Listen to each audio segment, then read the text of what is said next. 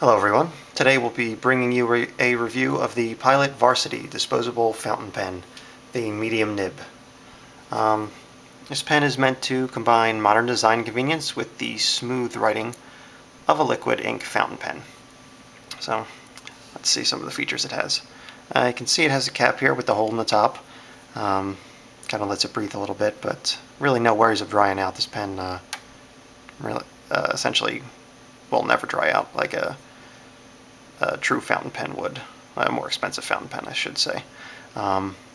Nice clip. It's a little bit of an odd design. The tapered down with a little ball at the end, but it does feel pretty good. It's not going to break or anything like that. Do have a little window here for letting you view the ink levels. You can see here's the nib. M on it for medium. A fountain pen, of course, is meant mostly for calligraphy, things like that. We're going to try it in just in terms of regular, everyday writing here and see how it does.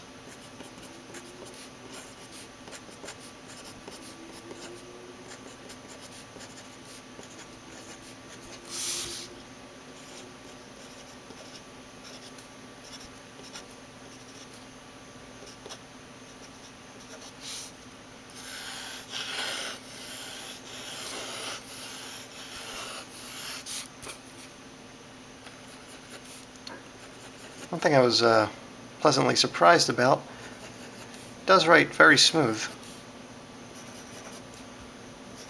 Smoother than I would have expected.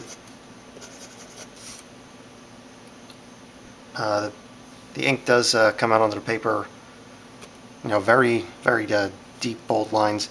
For being a medium nib, it's very thick lines, and they're very dark.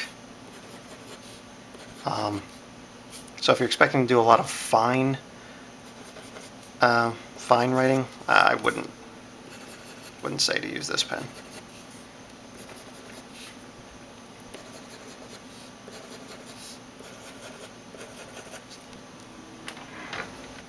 There's really never an issue getting the ink on the paper.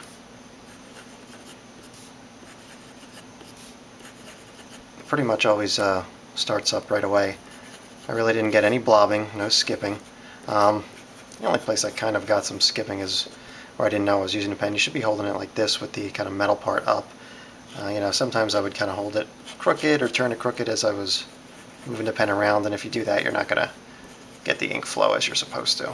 So that's really nothing to take away from the pen, more just my inexperience with fountain pens as a whole. Again, this is meant mostly for calligraphy.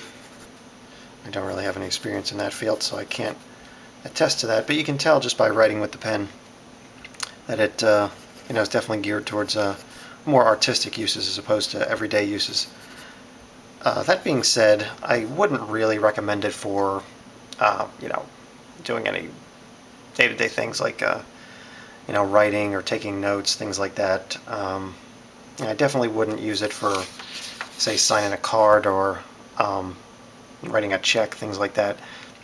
The ink can be somewhat susceptible to water, so if it's something that you were kind of sending out in the mail or anything like that, you may get a little bit, or even possibly a significant portion of the ink washing off. So you do have to be careful with that.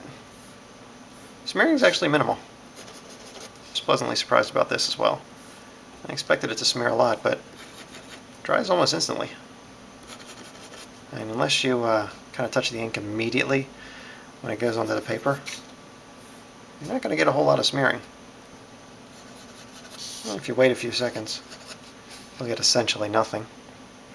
Again, a good 3 to 5 seconds should be necessary, and then almost no smearing. Let's see how it did in a little bit more long-term writing. More the same.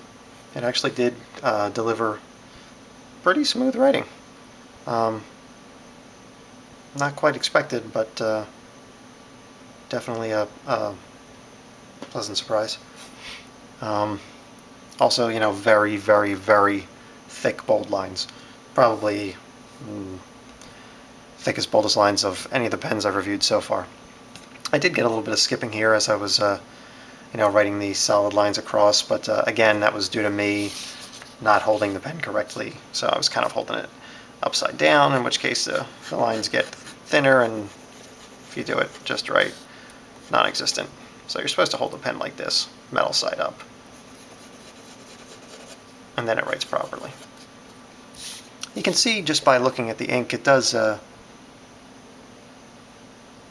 have kind of a look to it that would look good in kind of detailed artistic calligraphy, other kind of artistic writing.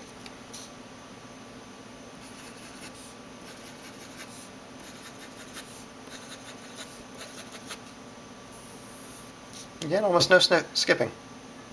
Very, very great feature of the ink. So overall, it's a pretty good entry-level fountain pen. It's not too expensive. So if it's something that you kind of want to,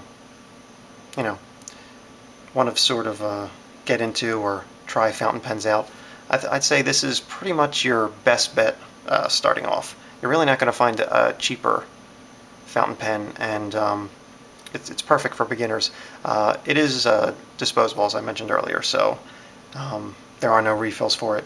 Although if you search online, people do have ways to kind of modify it and refill it anyway. Although that does require some some modification and some technical knowledge, so it's not something where you can go to the store and buy off the shelf a refill. So overall, very good pen. Great place to start for a fountain pen. And if that's what you're looking for, if that's what you're into, I would definitely recommend this. Thanks for watching.